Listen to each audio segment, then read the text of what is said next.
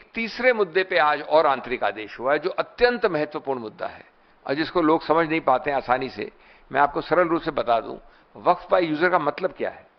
Waqf by user जो एक phrase है, लगभग 150 साल से हमारे कानून में चल रहा है। यह मामला प्रिवी काउंसिल तक गया। 2 निर्णय अभी हाल में हुए 10 वर्ष के अंदर, एक अयोध्या, उससे पहले एक एम सिद्दीकी। उसमें पुराने 100 वर्ष के सब निर्णय कोटेड हैं। जिनको रुचि है वो उसको खोल के पढ़ लें।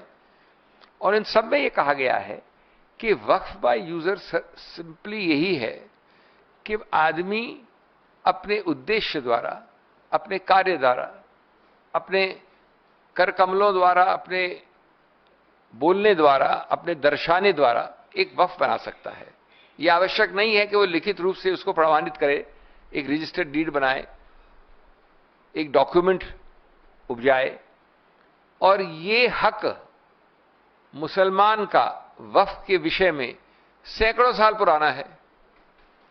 अब इस संदर्भ में इसमें एक प्रावधान था हमेशा 100 साल से, 1913, 1923, 1995, 2013 में 3R एक प्रोविजन, 3R, जिसमें वक्फ बाय यूजर को देखा गया था, संज्ञान लिया गया था, उसको माना गया था, उसके अस्तित्व को, जो कि 100 साल पुराना केस लॉ में है। एक पेन की स्याही के एक टिक से वो पूरा 3R को डिलीट कर दिया। इसमें डिलीट का मतलब है कि वक्फ बाय यूजर का आज कानूनी कोई अस्तित्व नहीं, अगर आप कानून को पढ़े जैसा है आज।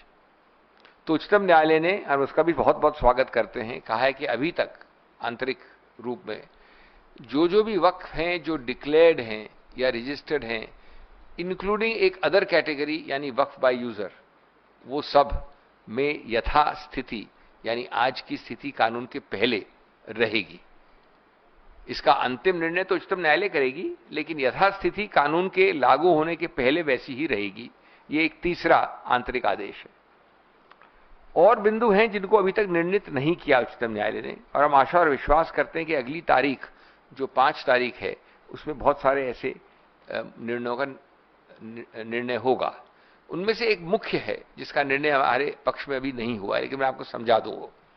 वो है 3 प्रावधान 3C, उसका सब क्लॉज 1, 2 एंड प्रोवाइजो, और साथ साथ 36 और सब क्लॉज 7A और 10। ये बड़ी अजीबोगरीब चीज कहता है जो हम अगली बार पक्ष रखेंगे उच्चतम न्यायालय के सामने। अभी हमने दलील की, उसमें ऑर्डर नहीं हुआ है। ये बड़ा रोचक पक्ष है। क्या है? मैं किसी कारण से, द्वेष से, प्यार से, गुस्से में, कैसे भी इनके बारे में और इनके वक्फ बारे में आरोप कर देता हूं। एक बड़ी विस्तार से एक चिट्ठी लिख के कलेक्टर को भेज देता हूं। कलेक्टर, जो कि पूरी तरह से सरकार का नुमाइंदा है, किसी भी कारण से उसको एक डिस्प्यूट करार कर देता है। विवाद शब्द इस्तेमाल है, विवाद। उसको कोई कारण देने की जरूरत नहीं है कि ये कितनी हास्यास्पद है, विवाद, ये हो ही नहीं सकता इत्यादि। उसने उसको डिस्प्यूट करार किया। जैसे ही वो डिस्प्यूट करता है तो 3 प्रावधान आ जाते हैं, अजीबोगरीब प्रावधान।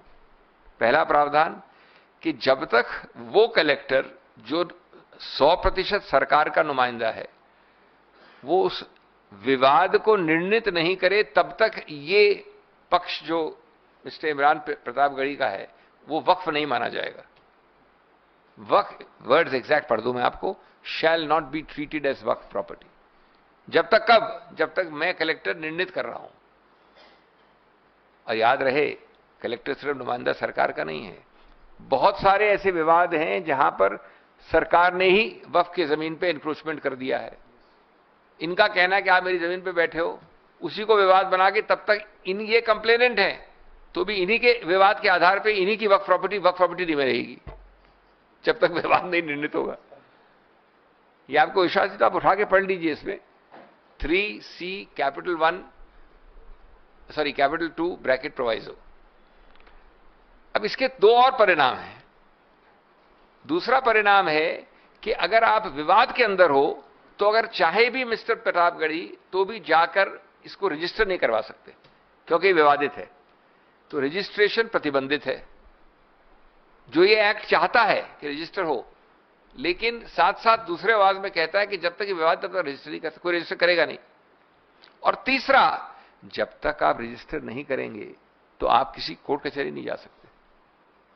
यह है 36(7A)(10), दो है प्रावधान। अब देखिए ये चक्रव्यूह जो बनाया है, ये पूरा चक्रव्यूह है। इस चक्रव्यूह में बड़े से बड़ा योद्धा अभिमन्यु भी नहीं निकल सकता पहले तो। और उससे ऊपर मजाकिया है कि कलेक्टर को कोई समय सीमा नहीं जब तक विवाद निर्णित करे, तो इनके बच्चे और पोते भी उसको विवाद में चल, तब तक वो वक्फ नहीं रहेगा। और विवाद का वक्फ नहीं रहेगा तो रजिस्टर नहीं होगा, रजिस्टर नहीं होगा तो कोर्ट नहीं जा सकते। तो ये प्रावधान हम बड़े मजबूती से रखने वाले हैं कोर्ट के सामने। और प्रावधान है जिनका मैं अभी आपको लिमिटेशन का और एंशिएंट मॉन्यूमेंट्स एक्ट का, उसके बारे में आपको ट्रबल नहीं करूंगा। लेकिन मैं सिर्फ मेरा अभिप्राय, मेरा उद्देश्य एक ही था, ये बताना कि ये एक बहुत सब्सटेंटिव, मजबूत, तथ्यों पर आधारित, कानून के महत्वपूर्ण तर्कों पर आधारित एक याचिकाएं हैं, कई सारी याचिकाएं हैं। ये कोई ऐसा नहीं है कि किसी के स्वप्न लोक से इजाद हुआ कोई एक फ्रिवलस, फॉल्स, वेक्सेशियस तरह का याचिका है। और ये मुद्दे गंभीर हैं। जैसा मैंने कहा, 3 मुद्दों पे जो आंतरिक आदेश हुआ उसको हम स्वागत करते हैं। हम मानते हैं कि ये कानून ये विडंबना बनाता है कि जैसा मैं अपनी संसद की भाषण में कहा था कि मिट्टी मेरी, मकान मेरा, इबादत मेरी, निशान मेरा। मिट्टी मेरी, मकान मेरा, इबादत मेरी, निशान मेरा, फिर भी कहते हैं सबूत दे कि हक है तेरा। तो ये जो विपरीत रूप से ये बदलता है पूरा सिस्टम, ये बहुत आपत्तिजनक है। दोस्तों, मैं ये सिर्फ कहना चाहूंगा कि we are not here to defend just one community. Don't treat it as a community specific issue. We are here to defend a constitutional principle. The constitutional principle is that the rights, like Article 26, cannot be sacrificed at the altar of majoritarian convenience. People forget that the constitutional rights are rights against the majority. If there were rights for the majority or not against the majority, there will be no need for constitutional rights. What is the need for it? Today it is the Waqf, friends. Tomorrow it could be your shrine, your institution, your faith, and even your voice. The act is not just legally flawed, it is morally vacuous, it is morally vacant. It takes the soul of religious freedom and stuffs it into a file marked subject to approval. If this can be done in the name of administrative regulation, then no freedom is safe and no institution is sacred. This is not the future which our framers envisioned, and it is not the future which the Congress party will allow subject to the court orders. ये सिर्फ मामले को मुसलमान या अल्पसंख्यक की नजर से देखना सही नहीं होगा। ये मामला निश्चित रूप से उनके संबंध का है, लेकिन ये संविधान की आत्मा का सवाल है सर्वोपरि रूप से।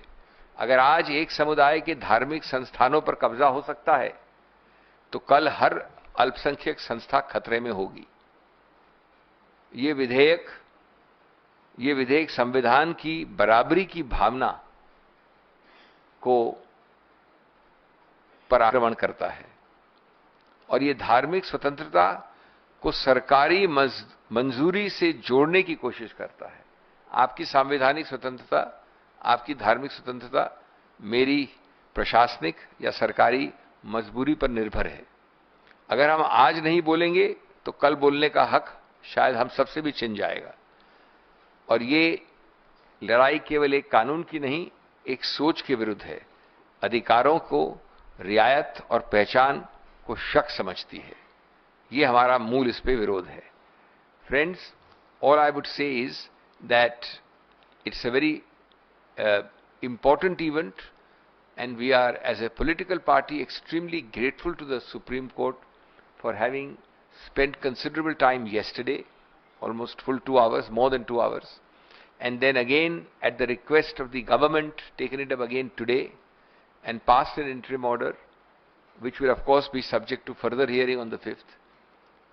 And we believe that this is an extremely important step towards the restoration of constitutional principle, constitutional morality, and constitutional correctness and rightness.